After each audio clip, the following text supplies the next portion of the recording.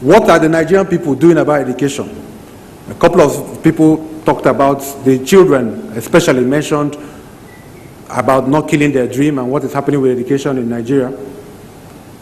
Nigerians, some of you, and some of your friends are spending $10 to $12 billion in educating their children abroad every year. Ghana alone, we are now spending $1 billion a year to send children to Ghana to school. The UK gets about $4 billion a year, and the US about $5 billion every year. Then by the time you add Japan, Singapore, and some of these, Cyprus, I hear Cyprus is now a new destination, you're talking about a total of $12 billion. And we are complaining about poor facilities of education in Nigeria. All the money is going abroad. We are creating jobs abroad. And it's not just education. We spend $2 to $3 billion a year in importing rice. $2 to $3 billion. We're a rice-eating nation. That's the truth. Our rice is not even a very healthy meal. And the rice that we're importing is extremely unhealthy. In fact, the Nigerian rice is much more healthy.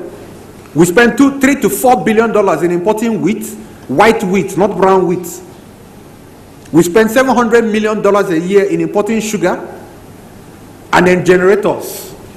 We're spending $12 billion every year on generators. Another $13 billion a year in maintaining generators. And then we're spending $24 to $25 billion in importing fuel.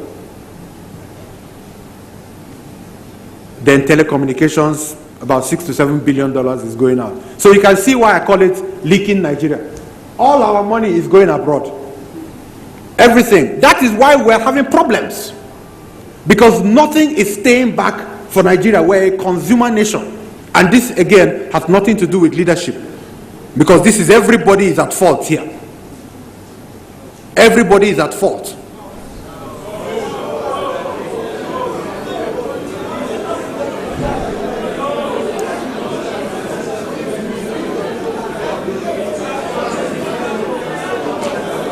The argument can go either way. Of course, the leadership has a role to play. The leadership has a role to play. But we also have a role to play.